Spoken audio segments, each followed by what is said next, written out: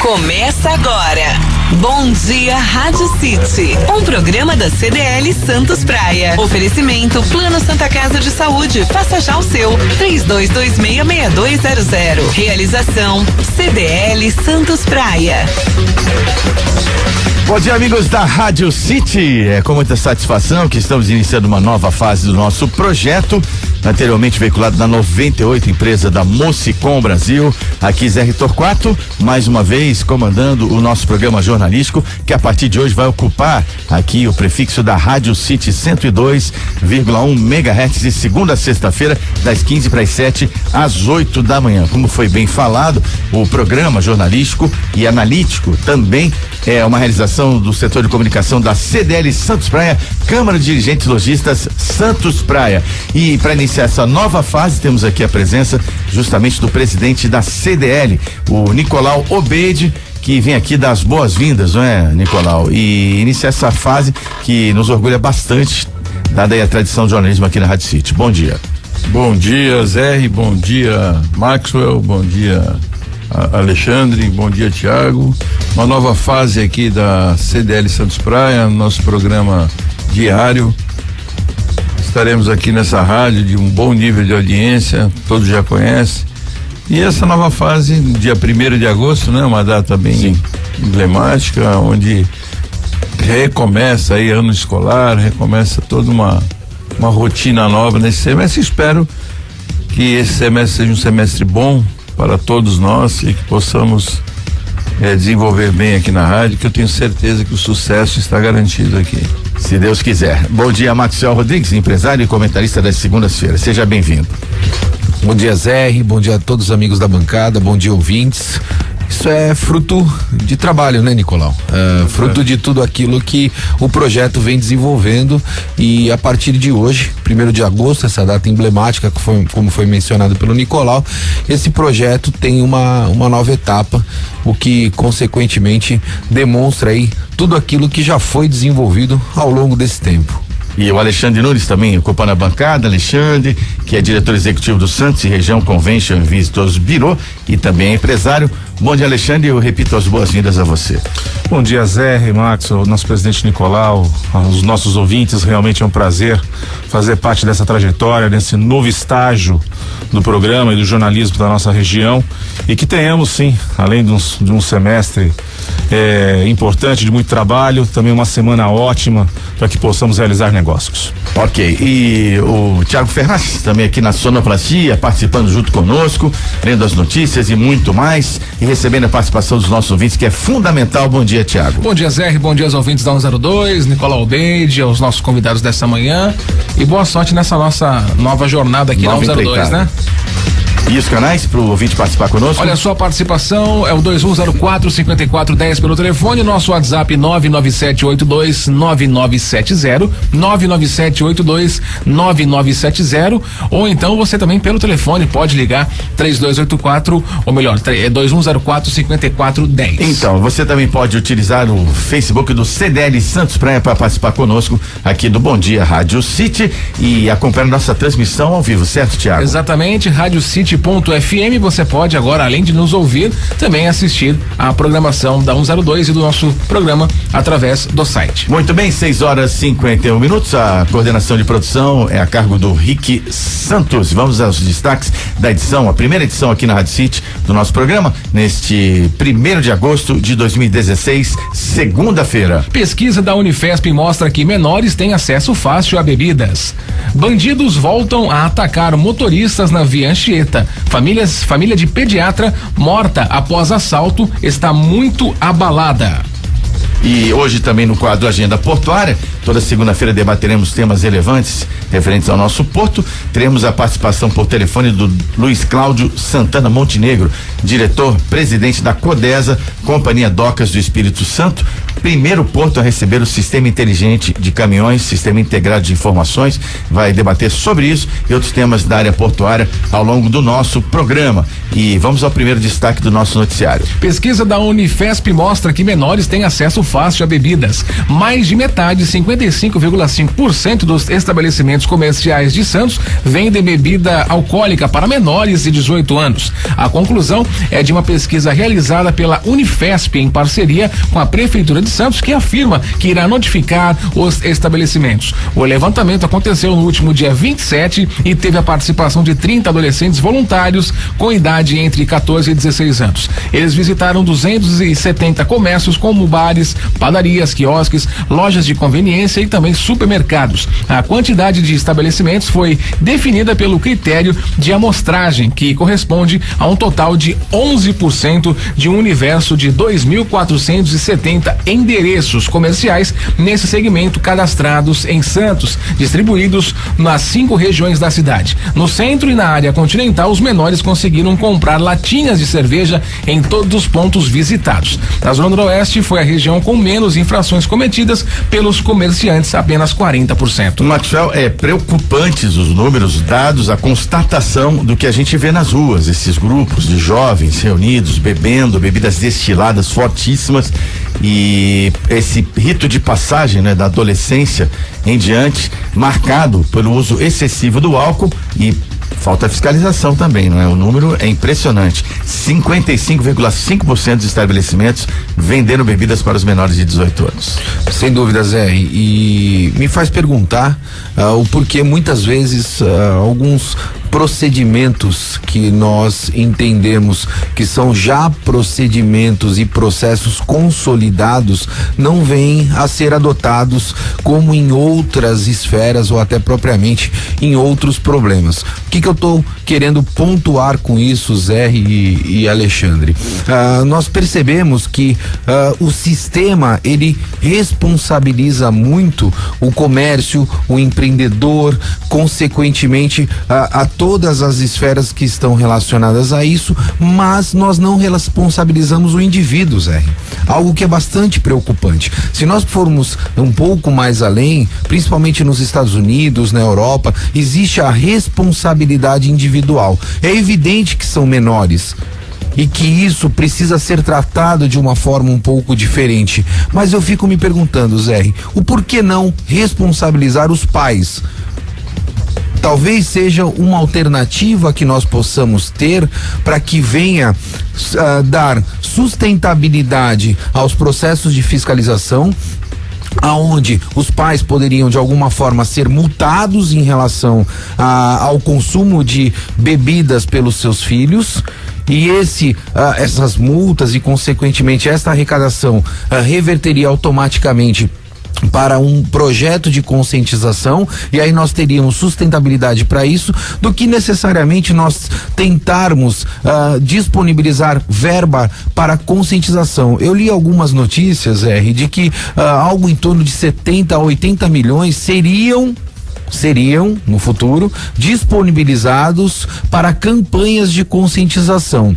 E aí eu fico me perguntando da onde vêm essas verbas e de que forma nós conseguiríamos ter sustentação para a continuidade a longo prazo. O que nós percebemos é que essas campanhas são muito pontuais, elas acontecem e ocorrem a cada 2 anos ou num prazo um pouco maior, e que elas necessariamente não possuem sustentabilidade para a sua continuidade. Então eu fico me perguntando, por que ao invés de responsabilizar talvez o empreendedor e o comércio, por que não responsabilizar o indivíduo, como é feito principalmente em outros países, R?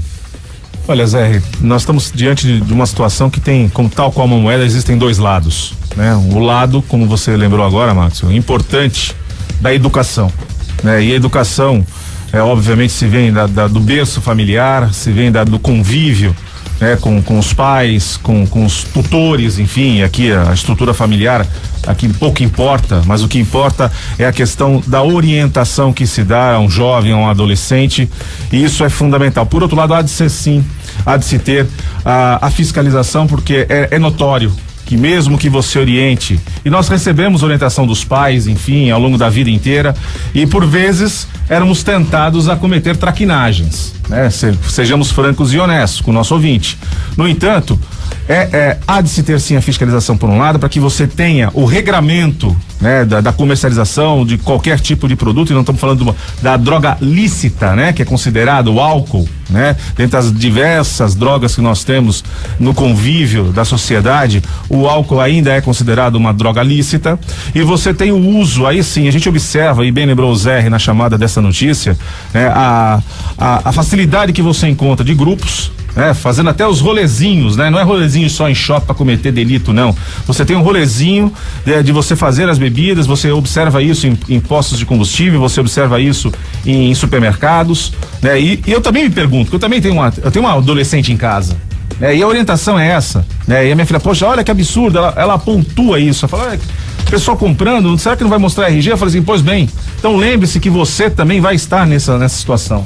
Eu não vou estar 24 horas ao seu lado, né? É impossível, Deus está com todos nós, mas é impossível que como pai, como mãe, você possa estar junto ao seu filho, ao seu adolescente, durante 24 horas. No entanto, essa orientação, essa percepção tem que ser desenvolvida no jovem. E por outro lado, eu creio sim que a fiscalização tenha que permanecer para que você tenha um regramento e que você tenha o ordenamento, né, de todo o convívio com a maneira mais pacífica possível, mas entendo que a orientação e o trabalho da família, aí eu vou corroborar com o que você disse, Marcos, é você responsabilizar. Você tem os direitos, mas não tem a responsabilidade. Você tem que ter responsabilidade sim. E tem que ter cobrado também, da mesma maneira que se cobra do comerciante, se cobra também, tem que se cobrar da postura da família e do usuário. Colocações interessantes, mas pelos números apresentados, pelas características, pelo que a gente percebe também por esses grupos que a gente observa às noites aí, principalmente nos finais de semana, a leniência é um fato, essa leniência é um fato e você tem que coibir o descumprimento da lei. Isso realmente eu acho que é inegável, o fator é inegável, uma percepção que eu não consigo fugir muito dessa realidade. Não tenha dúvida, Zé, e a fiscalização ela deve existir. Eu acho que em nenhum momento ninguém em sã consciência vai dizer que essa fiscalização não deva ocorrer.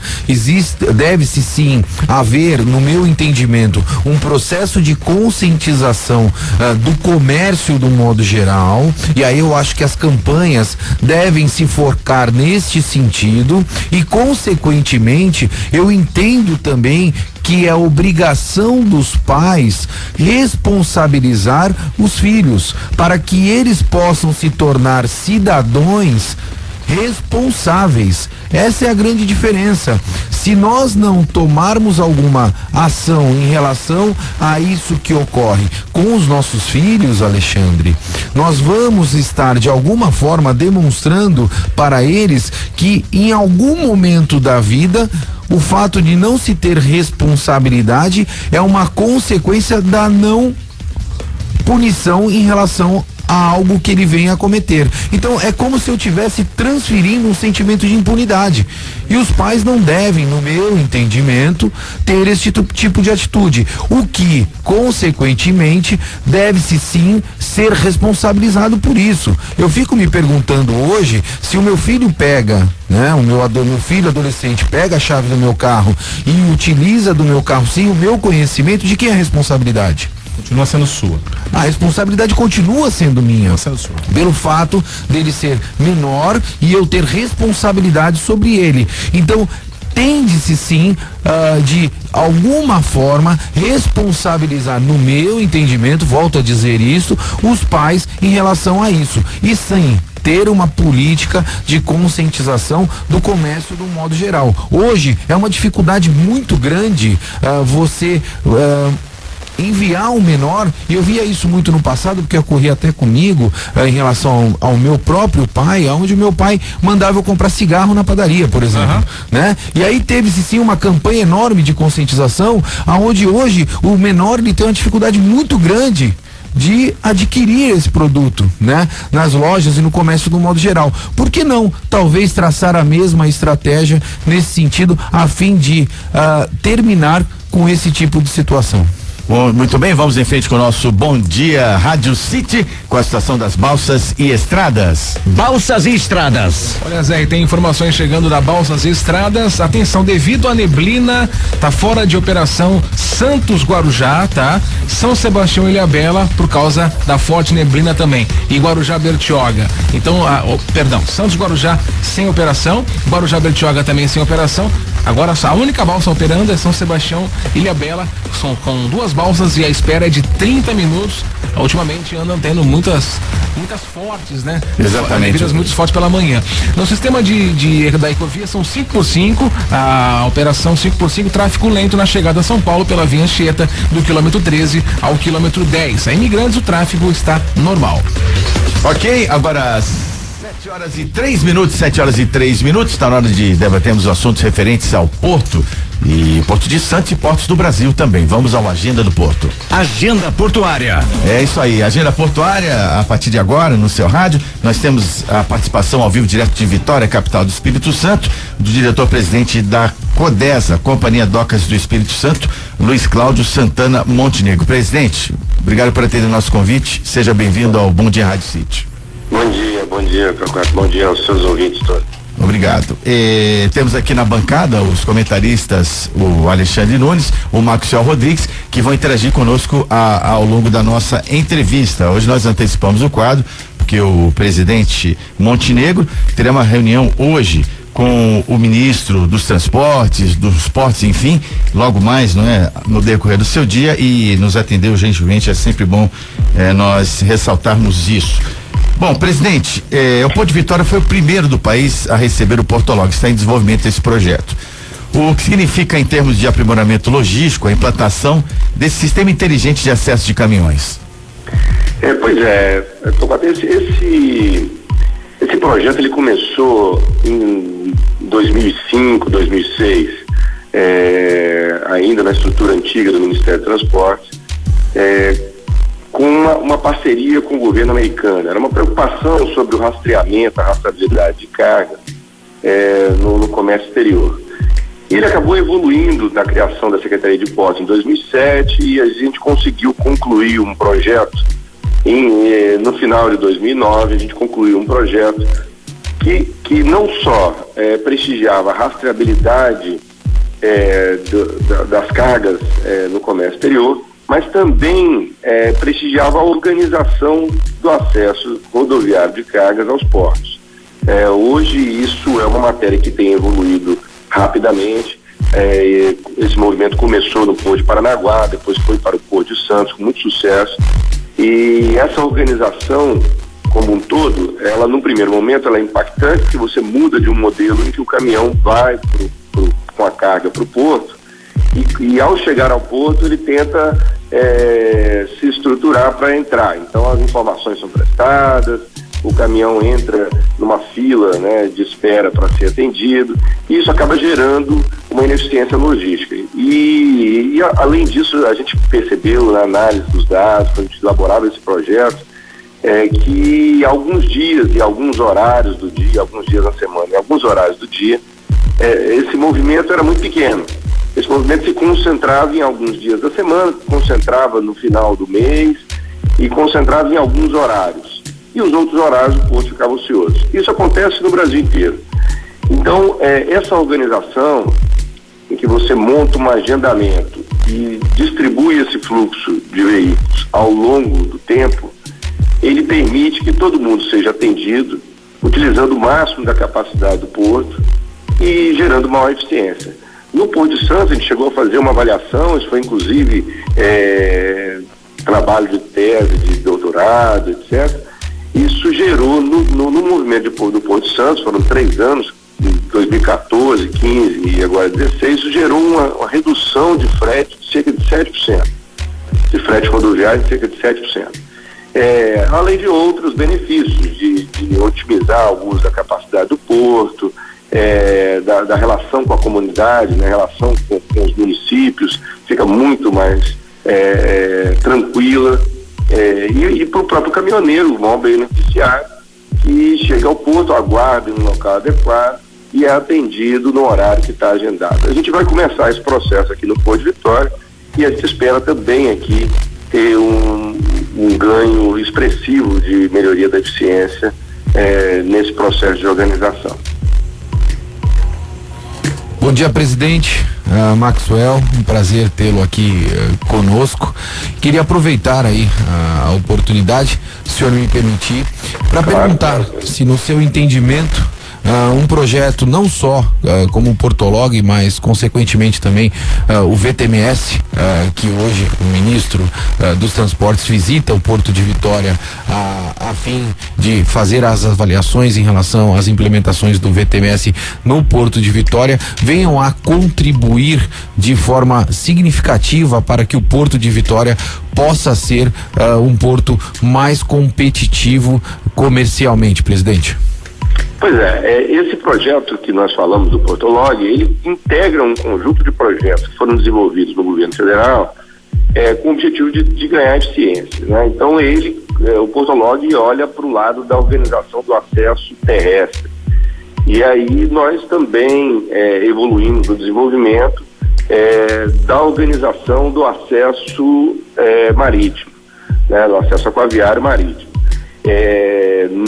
Um conjunto de projetos, né, mas o mais conhecido, o Porto Sem Papel, que foi implementado em todos os portos públicos, que melhorou a organização e a forma da apresentação dos documentos de forma eletrônica, para que seja mais ágil a liberação da estadia dos navios no porto. E agora, a complementação desse projeto com a implantação dos equipamentos de controle de acesso marítimo, um conjunto de equipamentos de última geração, modernos, então radares, estações meteorológicas, medidores de maré, medidores de corrente, de vento, câmeras de longo alcance, câmeras de visão noturna, etc. Esse conjunto de equipamentos está sendo instalado em alguns portos do Brasil. O Porto de Vitória vai ser o primeiro porto a concluir esse projeto. O Porto de Santos também já está em fase avançada do desenvolvimento, mas o Porto de Vitória já, hoje, com o ministro, a gente já visita as instalações do centro de controle, que está totalmente concluído, e a gente espera aí nos próximos 2 meses concluir esse projeto. Hoje, inclusive, hoje falaremos de como é que isso era feito antigamente aqui, na visita do ministro. Antigamente o navio chegava na barra e alguém ficava com um binóculo observando a chegada dele e avisava para o pessoal da operação qual navio tinha chegado, de qual bandeira, e isso permitia que o porto se organizasse para receber esse navio. Os portos do mundo inteiro hoje fazem isso de uma forma extremamente eficiente, que permite que esse navio entre com mais segurança e entre com mais eficiência. Hoje, quando a gente tem, por exemplo, pouca visibilidade no porto, há restrições da entrada do navio. Quando há uma corrente mais forte, também há restrições. Quando a maré não está em condições adequadas, também restrições, e assim por diante. Com esse tipo de equipamento, como a leitura dessas informações é muito mais precisa, é possível fazer um auxílio tanto à autoridade marítima quanto ao serviço de praticagem. É possível dar esse apoio e tomar decisões com mais segurança, mas ao mesmo tempo utilizando melhor a capacidade do porto. Então esse conjunto de equipamentos também está sendo implantado em Vitória. Também é importante ressaltar que a gente falou do Portolog, da questão da organização, mas também no Portolog há uma implantação de um conjunto de equipamentos de última geração. São leitores de caracteres, de OCR, são leitores de etiquetas inteligentes, de chips inteligentes, né, de radiofrequência. Também há esse conjunto de instalações integradas com balança e com o sistema de liberação da entrada de veículos no porto. Então, assim, nós estamos falando de uma gestão que tem levado a processos muito mais modernos e eficientes dentro do porto. O VTMS é um complemento disso. É um projeto grande. Aqui em Vitória, esses 2 projetos respondem por mais de 50 milhões de reais de investimento, e são projetos grandes e que o objetivo principal de melhoria da segurança da organização, mas assim, o principal de tudo é a melhoria da eficiência. Nós estamos conversando com o diretor-presidente da Codesa, Companhia Docas do Espírito Santo. Segunda-feira é o dia do nosso quadro Agenda Portuária. E para encerrar, presidente, o senhor receberá logo mais, como já foi dito aqui, a visita do ministro dos Transportes, Portos e Aviação Civil, Maurício Quintela Lessa. Quais são os principais pontos a serem abordados nesta agenda? E se tiver algo que envolva também o Porto de Santos, por favor, nos adiante. Claro, a gente tem tido um alinhamento muito importante com o Ministério agora com uma estrutura maior e uma organização mais integrada das modalidades de transporte, um olhar mais sobre a logística, né? E hoje, tanto a classe empresarial como a classe política do Espírito Santo tem tido um alinhamento muito importante com o governo federal, no destaque da importância desses projetos para o Espírito Santo, né? A movimentação portuária e o crescimento, o desenvolvimento, ele do porto, ele é diretamente relacionado ao PIB, ao crescimento econômico. A gente costuma dizer que não é o porto que traz o desenvolvimento, mas o porto ele é necessário para o projeto de desenvolvimento da região. Então o Espírito Santo tem um projeto de desenvolvimento, a gente tem estado muito com o governador, com a bancada, com os senadores, e esse projeto de desenvolvimento depende do porto. E a gente está trazendo o ministro aqui para mostrar a ele todos os projetos que a gente está fazendo. A gente vai agora também, iniciamos hoje, a gente inicia hoje o processo de dragagem do porto, que vai levar o porto a uma profundidade maior, o Porto de Vitória.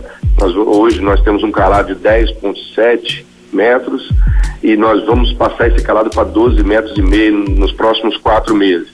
Então isso eleva o patamar e isso está associado a um projeto de desenvolvimento do Estado. Então nós precisamos que o porto não seja gargalo para esse projeto de desenvolvimento econômico do Estado. E a ideia do ministro hoje é conhecer esses projetos, e Vitória tem sido meio que uma vitrine desse conjunto de projetos de eficiência e de ampliação da infraestrutura, e a gente vai trazê-lo hoje aqui para conhecer de perto esse conjunto de projetos integrados e mostrar a importância da participação do governo federal junto ao desenvolvimento do Estado e ao desenvolvimento do porto. Presidente Luiz Cláudio Santana Montenegro, diretor-presidente da Codesa, participando ao vivo conosco, Ilha de Vitória, mais uma vez, muito obrigado pela gentileza, ele que dirige a Companhia Docas do Espírito Santo. Obrigado por nos atender. Obrigado, fico à disposição. E o Maxwell vai fazer também um agradecimento ao senhor, por favor. Claro, obrigado. Presidente, gostaria de agradecer e me utilizar da rádio por ser um meio de comunicação de grande repercussão aqui na nossa cidade, para pontuar que, no meu entendimento, Vitória, nos próximos 2 anos ou 3 anos, vai se tornar um porto referência, e principalmente porque está aliado a um grande personagem nessa história, que é Luiz Cláudio Montenegro, em virtude de tudo aquilo que nós percebemos que o senhor vem desenvolvendo e motivando, principalmente no setor portuário, no tocante à melhoria operacional e automação nos portos brasileiros. Muito obrigado, presidente. Obrigado, Maxwell. Eu agradeço as palavras gentis e certamente essa parceria que a gente tem conseguido com empresários, com a classe política, e assim, tendo a imprensa ao lado, mostrando as vantagens desses projetos, é que nos permite realizar esse conjunto de ações. Eu agradeço aí. Mais uma vez, obrigado ao presidente Luiz Cláudio Montenegro, presidente da Codesa. O Agenda do Porto volta, a Agenda Portuária volta na segunda-feira que vem, aqui no Bom Dia Rádio City, que para o intervalo comercial. Voltamos já já. Você está ouvindo Bom Dia Rádio City. Oferecimento Plano Santa Casa de Saúde. Faça já o seu. 3226-6200. Rádio City. Você está ouvindo Bom Dia Rádio City. Oferecimento Plano Santa Casa de Saúde. Faça já o seu. 3226-6200. Começa agora. Bom Dia Rádio City, um programa da CDL Santos Praia. Você está ouvindo Bom Dia Rádio City. Oferecimento Plano Santa Casa de Saúde. Faça já o seu. 3226-6200. Realização da CDL Santos Praia no ar no Bom Dia Rádio City, que irá ao ar a partir de hoje, das 15 para as 7 da manhã até às 8 horas. Na bancada, os comentaristas Alexandre Nunes, diretor executivo do Santos Região Convention and Visitors Bureau, e o empresário Maxwell Rodrigues. Às 7h19, o recado da churrascaria Tertúlia, rodízio de carnes nobres com extrema qualidade para você. A Tertúlia tem um padrão de qualidade excelente. A excelência também é uma das palavras que combinam com tudo que você saboreia, com tudo que a Tertúlia pode te oferecer diariamente. O rodízio de segunda a sexta a R$54,90. Sábados, domingos e feriados a R$79,90. Então a minha dica para hoje, para almoço ou para jantar, é a churrascaria Tertúlia. Fica ali numa localização privilegiada na Ponta da Praia, na Bartolomeu de Guzmão 187, telefone 3261-1641. Acesse churrascariatertulia.com.br. Vamos dar uma passadinha pelo WhatsApp, Thiago. Exatamente, Zé. Tem aqui algumas participações. Olha só, a participação do César do Gonzaga. Bom dia, hoje de Casa Nova, aqui na 102. Já espera do programa. Um abraço, César. Obrigado pela participação. Temos também aqui a Sônia do Macuco, que diz o seguinte, ainda abordando a respeito sobre as bebidas, Zé. Bom dia a todos. Os adolescentes bebem porque os pais não olham. É fácil colocar a culpa no comércio. Hoje a liberdade de confundir com a libertinagem. Tem mesmo que ter mecanismos para penalizar sim os pais. Hoje os avós não têm que pagar pensão ao menor quando o pai não paga, porque também não colocaram a mesma regra na questão da bebida. E tem também a nossa ouvinte aqui, Zé, rapidinho pelo telefone, que participou da Ponta da Praia, a nossa ouvinte Helena, que diz assim, continuidade, ou melhor, destruíram, né, a estação da cidadania ali na Costa do Neves em frente à praia, né? Tem muito vidro quebrado por consequência mesmo da bebida.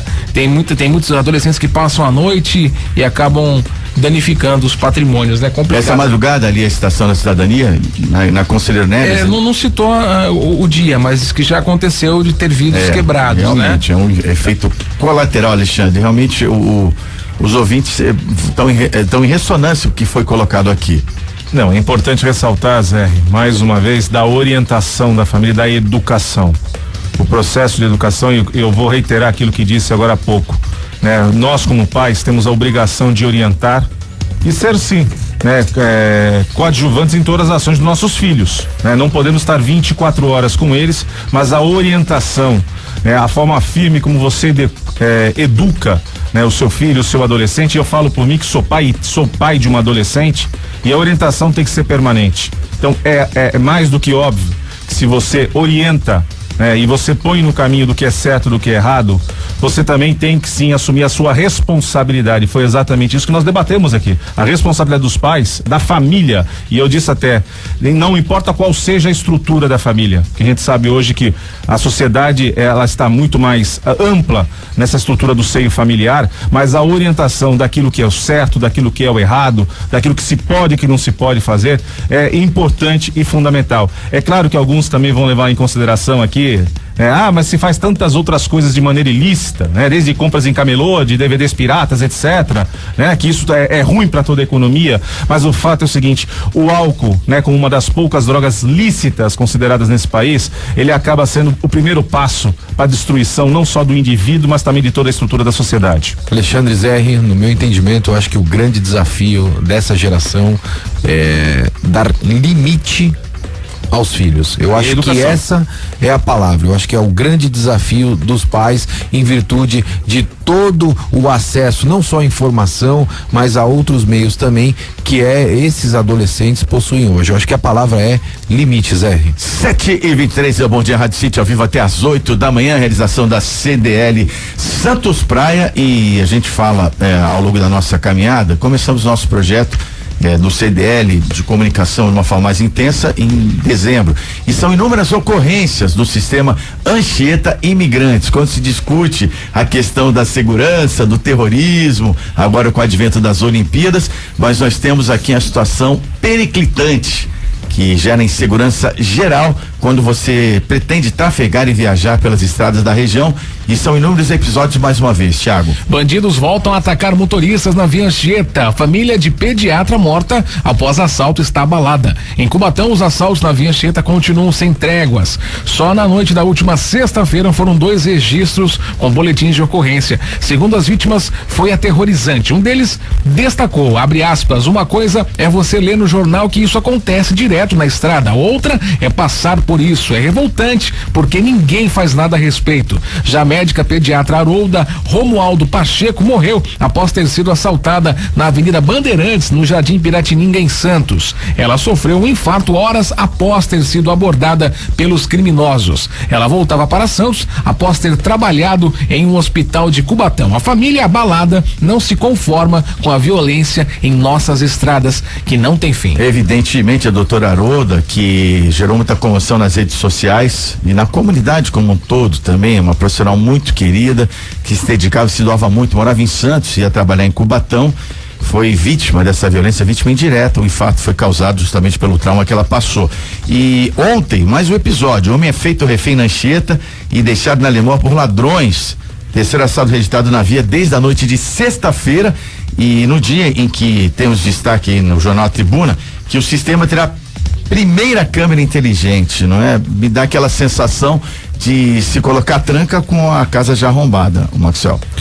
Zé, e como eu sempre digo, né? Para que eu quero descer, porque no meu entendimento, pelo menos tenho aí quase 20 anos nesse mercado, a câmera, ela não é um equipamento inteligente, né? Inteligente é o sistema que está por trás e que consequentemente consegue subtrair essas informações e essas imagens a fim de se tomar medidas no tocante à segurança. Mais uma vez, nós percebemos que todo o processo ele está relacionado diretamente com a questão corretiva, ou seja, depois que o fato ocorre, né? E eu acho que nós estamos um pouco cansados nesse sentido. As medidas, elas devem ser preventivas. E aí me assombra um pouco a afirmação de que esses equipamentos vão ser integrados ao Detecta de São Paulo, que foi um sistema que foi feito um investimento significativo e que consequentemente, Zé, nós não percebemos até hoje nenhuma redução na criminalidade prática, né? Em virtude da implementação desse sistema. E aí eu fico me perguntando aonde estão as autoridades e os políticos do modo geral a fim de resolver este problema, que é um problema iminente, corriqueiro, e a gente vem pontuando aqui que já se tornou uma notícia velha, né, Zé? É verdade. Infelizmente. Nós estamos aqui debatendo insistentemente e consequentemente a mesma notícia toda semana. E precisamos ter a consciência, não só por parte da Ecovias, mas também por parte do governo, para que se venham a se aliar a fim de solucionar esse problema. A Ecovias implementou, e isso é notícia dada, um equipamento e deve implantar mais 15 caso o contrato venha a ser aditado, porque não é de responsabilidade dela. Eu fico me perguntando, quando eu presto um serviço, talvez, ou em certos momentos, independente da responsabilidade, nós temos que acabar assumindo alguns riscos ou alguns investimentos a fim de satisfazer a peça mais importante dentro de um processo de consumo, que é o cliente. Tô certo, Alexandre? E se o cliente é o usuário da Ecovias, no meu entendimento, a Ecovias também deve se preocupar em resolver este problema, ao invés de repassar o problema para o governo, não seja ele municipal ou estadual, Zé. Ações integradas são importantes, Max. Você lembrou bem que há uma integração, sim, do permissionário, né, do concessionário do serviço de rodovia, no caso aqui a Ecovias, mas seguramente o papel do Estado é prover a segurança para a sociedade. Agora, o uso das câmeras, você mesmo lembrou, né? Não adianta ter reações reativas, né? Aonde está o que a gente costuma dizer da inteligência do processo? É sabido, nós que usamos o sistema Anchieta Imigrantes diariamente, e eu falo por mim, nesse final de semana onde aconteceu mais esse episódio triste, né? De mais um assalto, mais um sequestro acontecendo relâmpago no nosso sistema Anchieta Imigrantes. Eu passei esse final de semana subindo e descendo a serra.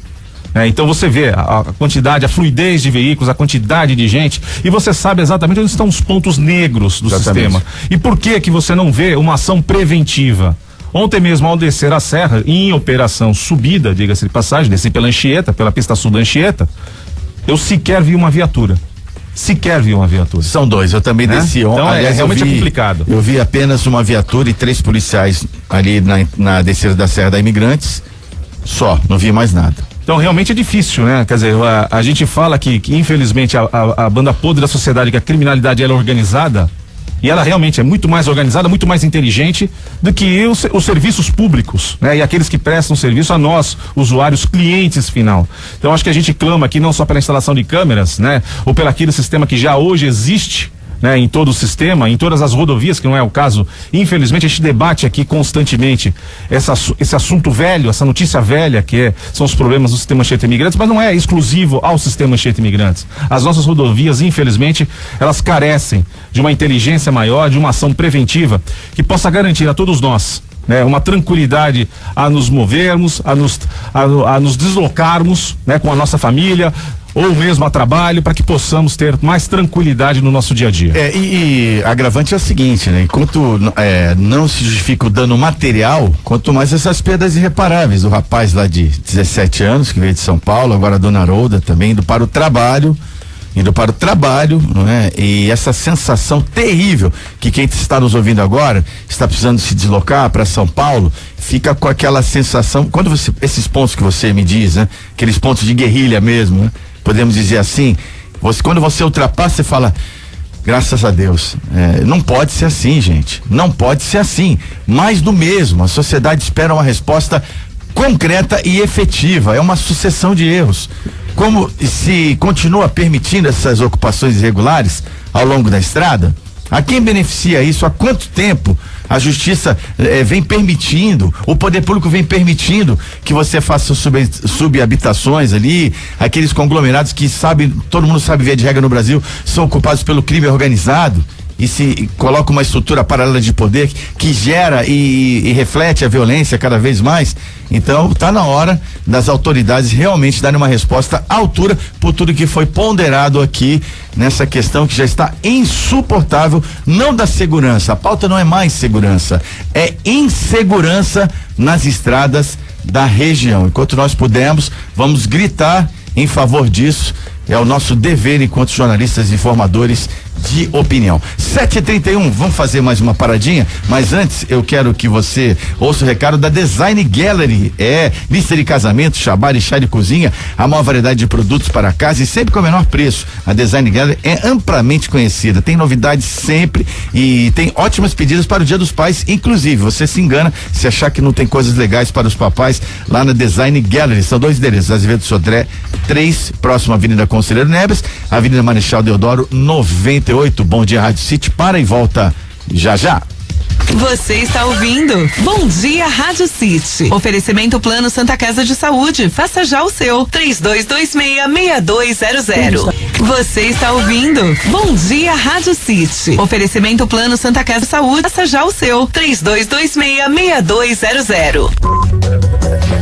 7h33, estamos de volta com Bom Dia Rádio City, realização da CDL Santos Praia, programa que estreia hoje e ocupará a grade da Rádio City do Grupo Musicom Brasil, das 15 para as 7 às 8 da manhã, de segunda a sexta-feira. E você que está nos ouvindo, aguarde, às 8 horas teremos a edição do Jornal Litoral. O Jornal Litoral agora também será de segunda a sábado, aqui na Rádio City, segunda a sexta, das 8 às 9 da manhã, ok? Fica o esclarecimento e agradecendo as mensagens boas-vindas aí, não é, Thiago? Exatamente, Zé, o pessoal mandando bastante mensagem aqui, ligando no 2104-5410, o nosso WhatsApp é o 997829970 ou também no 981965306, onde você pode mandar também a sua opinião, participar via áudio, pode gravar o seu áudio também, que nós veicularemos também durante o Jornal, Zé. Então, pessoal agradecendo e a gente esclarecendo que o Jornal Litoral começa então às 8 horas da manhã. 7h34, vamos em frente com o Bom Dia Rádio City.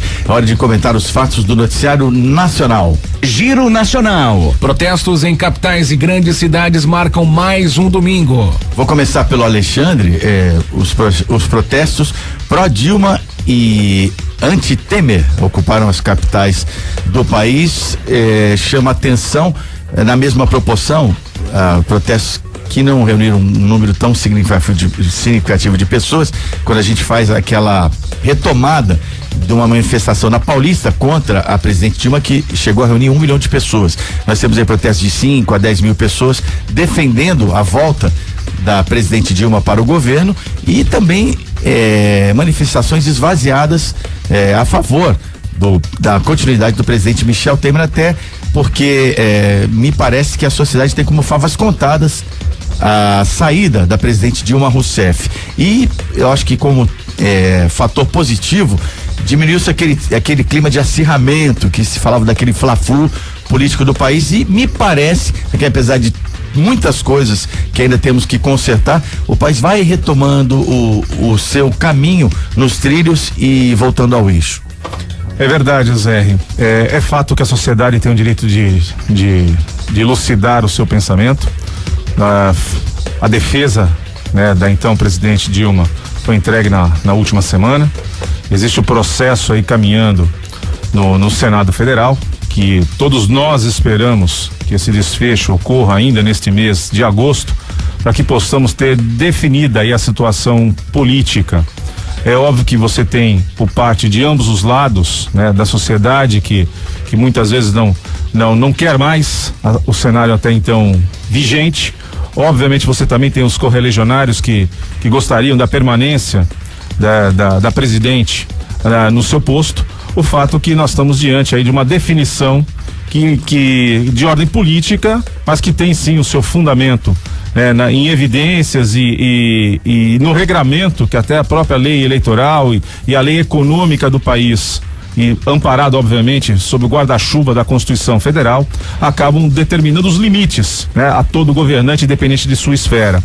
Então é natural que você tenha essas manifestações no momento, né, em que você está às vésperas da decisão que tem que ser tomada pelo Senado Federal, e justamente corroborando, né, a entrega da defesa. É natural que essa movimentação acontecesse orquestrada, né, para que você tenha essa manifestação, como nós tivemos ao longo desse final de semana, acontecendo em diversas cidades brasileiras, principalmente nas capitais, mas que todos nós tenhamos que ficar atentos, né, e acompanhando esse rito, porque envolve diretamente não só uma questão de ordem política e de política partidária, mas notadamente a questão econômica pela qual o país passa, né? E o que a gente sente é um compasso de espera, né? Você aguardar as decisões políticas de Brasília para que a economia brasileira possa retomar o seu curso, e que todos nós, como empresários e como consumidores, né, possamos ter uma tranquilidade maior para realizar os investimentos, e para que a retomada do crescimento possa significar sim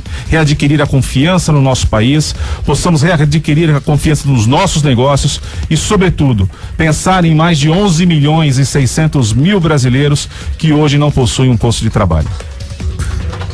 Zé, eu vou continuar frisando sempre aquilo que nós já pontuamos inúmeras vezes em relação à presidente Dilma. É um processo político e um processo que reflete a incompetência de uma gestão completamente fracassada. Isso é um fato, é algo que colocou o país aonde ele se encontra hoje, e que nós necessariamente precisamos reverter o quadro atual.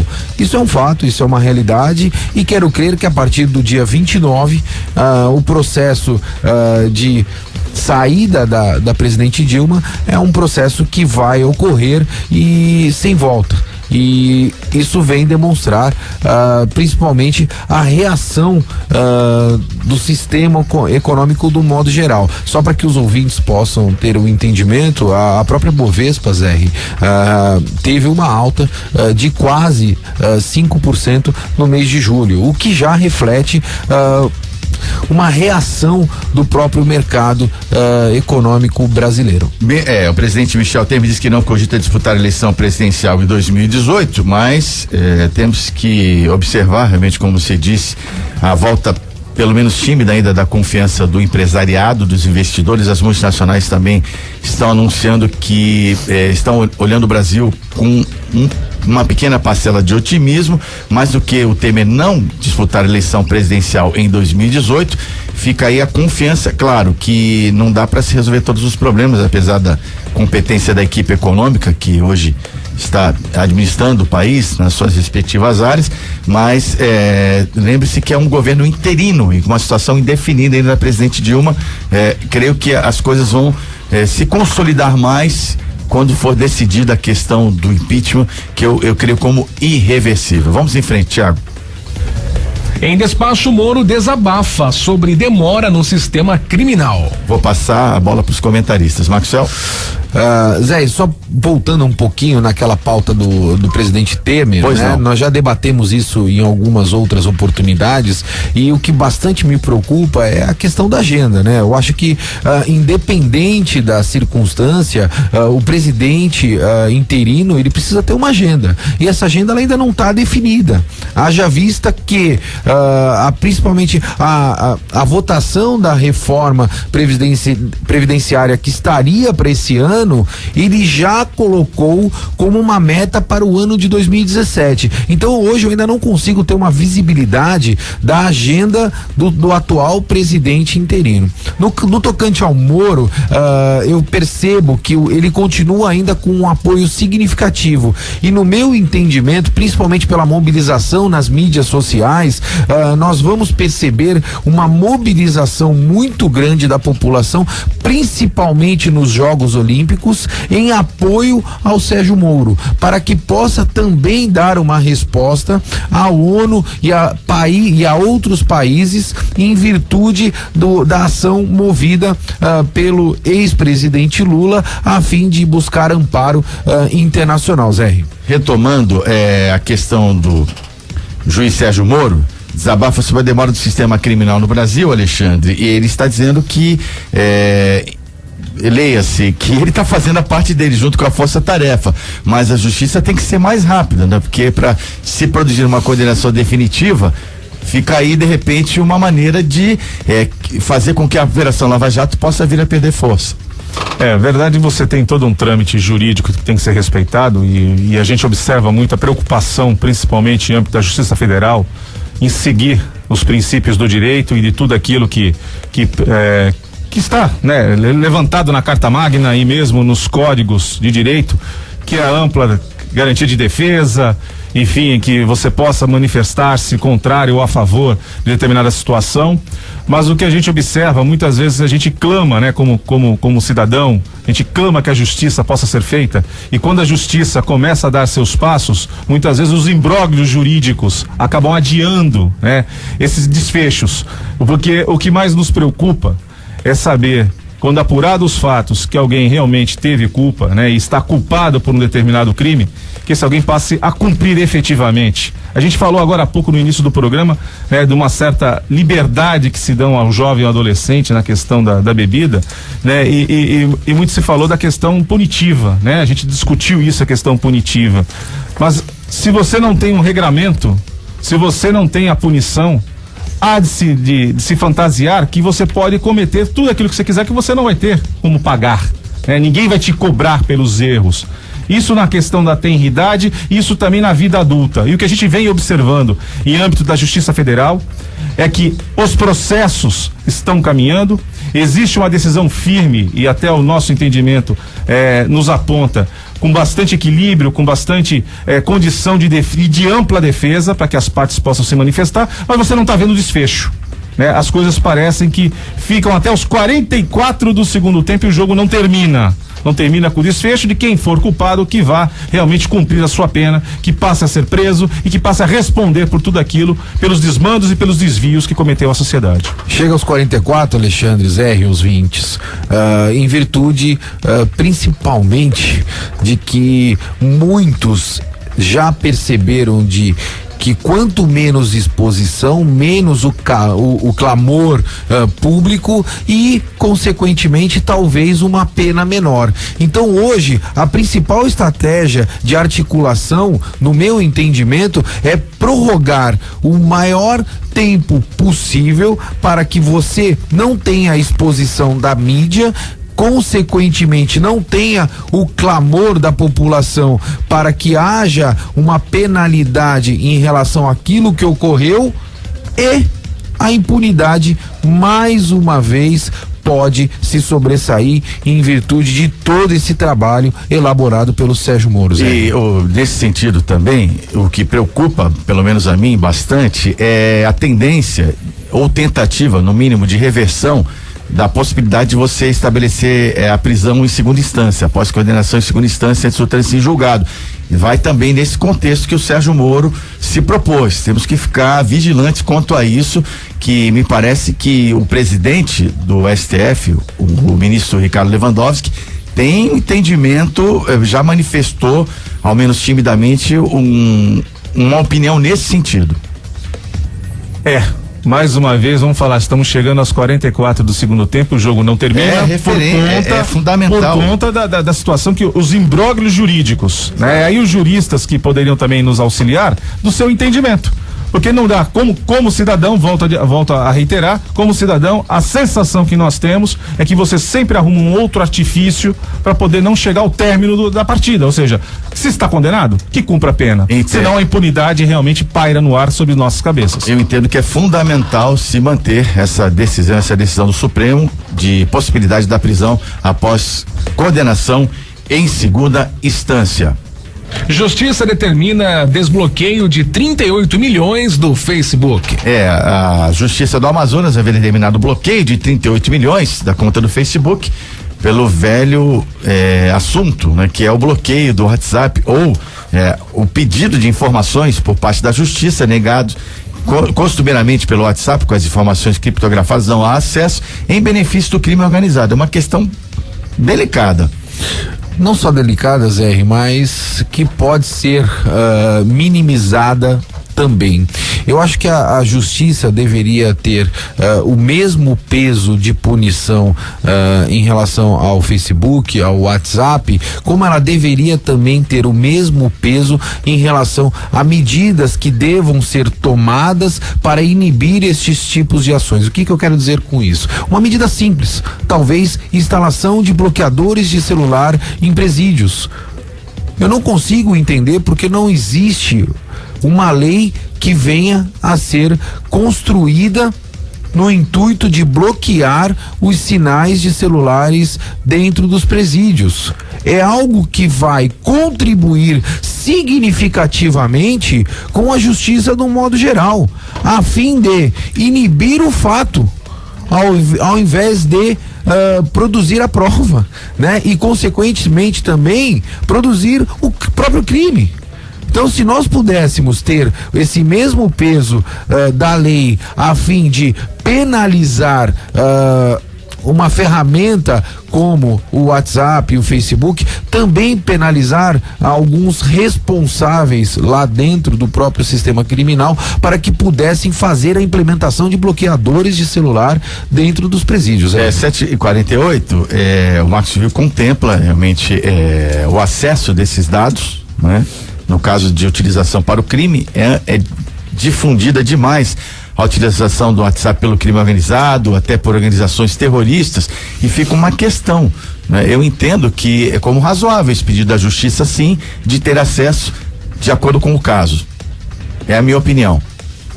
Eu acho que em termos de comunicação, né, e a tecnologia é utilizada a esse favor, para abreviar espaços, para encurtar distâncias, mas independente daquilo que possa ficar gravado, né, e já é sabido, né, que os sistemas de comunicação e de internet, enfim, de tecnologia, você tem guardado isso, ainda que haja criptografia, você consegue sim, se quiser, ter acesso. É que demanda tempo, né, e demanda inteligência, mas é possível ter acesso sim. Dizem que o Google sabe tudo da nossa vida, né? Você tem armazenado no Google todos os seus passos, né? Qualquer um pode identificar e rastrear o que cada um de nós faz na internet, né? O nosso equipamento, ele possui um IP, né? Toda a comunicação é feita através de uma identidade, ainda que de meio digital, mas ela existe. Agora, eu penso o seguinte, Zé, independente de medidas coercitivas, e devem haver, como bem lembrou o Max aqui, na questão do uso da tecnologia, de empreender a tecnologia para cercear o direito à comunicação, eu me preocupo muito mais com todos nós que usamos as ferramentas da internet, que usamos as ferramentas da comunicação para o bem. né? Para que você possa expor os seus negócios, para que você possa comunicar com seus amigos. Você não pode penalizar o todo em virtude de alguns. Exatamente. Eu acho que a política tá vendo uma inversão de processo. É isso, eu acho que o processo ele tem que estar destinado para um determinado fim, para quem venha de alguma forma infringir a lei, não necessariamente a toda a população do modo geral. Nós percebemos aí que existem inúmeros grupos de médicos e de profissionais capacitados que lidam com a vida e se utilizam dessas ferramentas tecnológicas a fim de prover atendimento para a população do modo geral. Então nós não podemos concordar que o jurídico, né, o sistema jurídico no modo geral venha a cercear esse tipo de situação. Por conta de uma minoria, né? Que sejamos francos e honestos, né? Crime organizado, a bandidagem, felizmente, ainda é uma pequena, minúscula parcela de uma sociedade que trabalha arduamente, que desenvolve os seus negócios, que quer sim a comunicação mais abreviada e que nós não possamos, né, ter tolhido os nossos direitos, né, em virtude de uma minoria que acaba usando para a banda podre, né? A tecnologia e os benesses da comunicação. Quase metade dos ministros e Dilma receberão salário até o fim do ano. Peraí, não entendi. Eu acho que salário é para quem trabalha, né? Como é que é essa história? Eles tiveram benefício conferido, vão receber salários, pode ser até legal, mas é a velha máxima, mas será que isso é moral? Zé, eu vou ajudar a contribuir. O Brasil é o país mais endividado da América Latina, com um rombo orçamentário significativo e que talvez no entendimento de quem está lá em Brasília possa dar o luxo de fazer esses pagamentos a ministros que não exerçam mais os cargos. Então é um contraponto absurdo no meu entendimento, Alexandre. É perguntar para 11.600.000 trabalhadores que perderam seus postos de trabalho se eles concordam com isso. Não há dúvida de que se você não está respondendo pelo cargo, por que deves perceber a remuneração?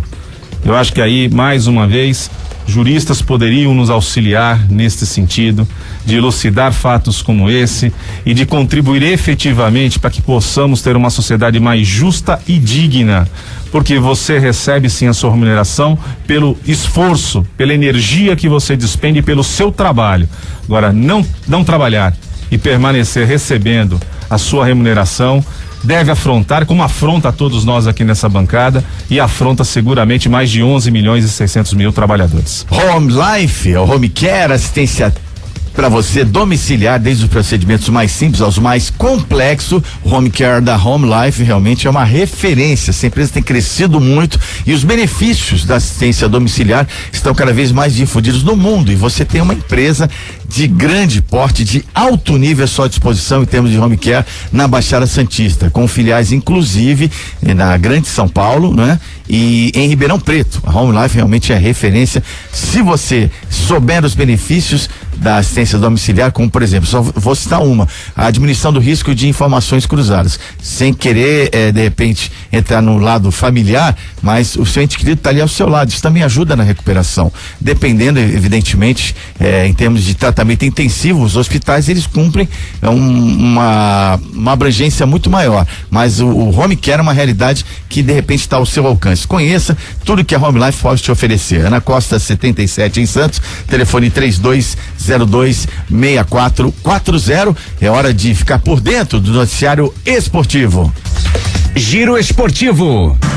Bom dia, Rádio City, agora às 7h53, uma realização da CDL Santos Praia. Tem o nosso especialista, o nosso repórter, que inclusive vai cobrir, está embarcando agora para cobrir as Olimpíadas no Rio de Janeiro. Bom dia, Ricardo Martins. Opa, legal, bom dia, grande abraço a você, Zé, um abraço muito ligado na Rádio City. Bora falar de esporte, vamos falar de futebol, começando pela segunda divisão do futebol de São Paulo. O Jabaquara perdeu fora de casa 2-0 pro 15, jogando em Jaú. Já a Portuguesa Santista conseguiu uma grande vitória em casa sexta-feira à noite, 2-0. A Portuguesa Santista vai muito bem, obrigado. O Jabaquara agora tem um grupo bastante embolado. Campeonato Brasileiro da Série A bola rolou no final de semana e temos um novo líder. O Corinthians venceu o Internacional 1-0 jogando em Porto Alegre e é o líder da competição. Isso porque o Palmeiras, mais uma vez, decepcionou o seu torcedor e jogando no Rio de Janeiro, perdeu para o Botafogo por 3-1. Tivemos também o empate no São Paulo, 55 mil pessoas no Morumbi,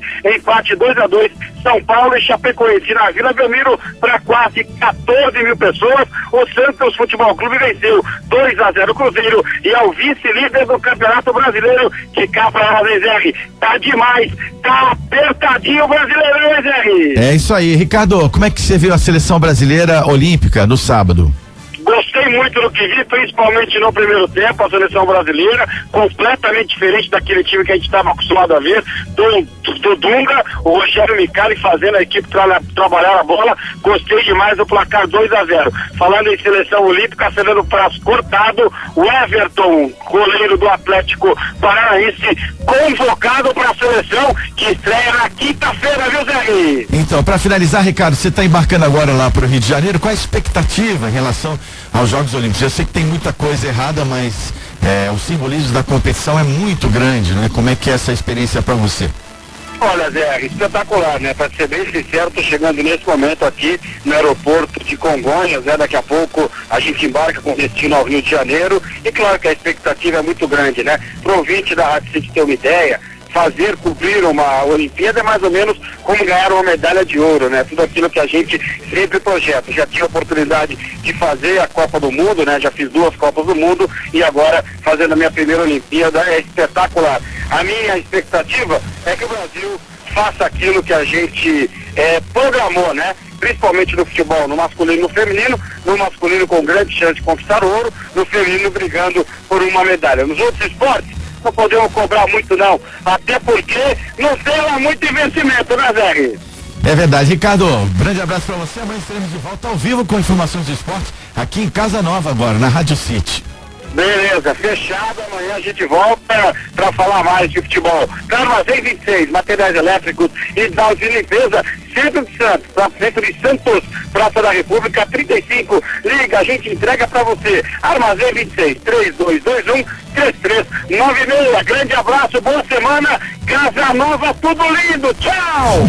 É sucesso, a partir de hoje teremos aqui o Bom Dia Rádio City, realização da CDL Santos Praia, de segunda a sexta, das 15 para as 7 às 8 da manhã, daqui a pouquinho às 8 horas, Roberto César comandando o Jornal Litoral para você ficar ainda melhor informado ao longo do seu dia, da sua segunda-feira e da sua semana também. Black Jaw Choperia, Black Jaw é um lugar maravilhoso, né? Um excelente ambiente, comodidade de estacionamento à sua disposição. Eles estão com um cardápio inteiramente renovado, que tem várias delícias para você, sem contar os drinks, a carta de cerveja, a carta de vinhos, aquele chopp na caneca a 40 graus negativos, música ao vivo de quinta a domingo, e a Black Jaw sempre à sua disposição para comemorações, confraternizações e reuniões. E você pode fazer, inclusive, a sua reserva lá com a equipe da Black Jaw, que fica na Francisco Glicério 206 em Santos. O telefone é o 3228-7570. Vamos praticamente encerrando a edição de hoje. Temos aí o WhatsApp, o Thiago, para fechar o programa. A gente manda aqui alguns alôs rapidinhos, o Ayrton de Santos, aqui do Gonzaga, parabeniza você pela volta aqui ao 02 e pelo excelente profissional que você é, parabenizar também a prefeitura pela arrumação que fizeram nos canais de Santos. Vamos falar coisa boa também, né? Ok. Tem aqui a Marina Lopes do Guarujá que diz assim, bom dia, gente, repassando, tá chique demais a bancada de hoje, que esse mês de agosto seja de bênçãos para todos nós, sejam bem-vindos. Deixa eu ver quem mais aqui, temos mais alguns ouvintes, falando aqui que o Moro tá certo, foi referente à matéria que nós falamos agora há pouco, o Jaime da Zona Noroeste, enfim, a gente agradece aí a imensidão de mensagens que chegaram hoje, dando as boas-vindas ao programa aqui na 102. Nós que agradecemos a acolhida nessa nova casa, 102 realmente é uma satisfação muito grande estar de volta, né? E também agradecer aos nossos comentaristas, segunda-feira que vem estarão de volta, o empresário Maxwell Rodrigues. Obrigado, Maxwell, boa semana para você. Obrigado, Zé, obrigado, Alexandre, a todos os ouvintes, por todas as mensagens enviadas, fazendo aí referência a esse nosso novo projeto aqui de casa nova, projeto antigo, mas de casa nova, demonstrando aí toda a competência desenvolvida principalmente pela CDL Santos. O Alexandre, que é diretor executivo do Santos Região Conventions and Visitors Bureau, também estará conosco segunda-feira que vem. Obrigado, Alexandre. Obrigado, Zé e Maxwell, e aos nossos novos ouvintes, né, da 102 da Rádio City.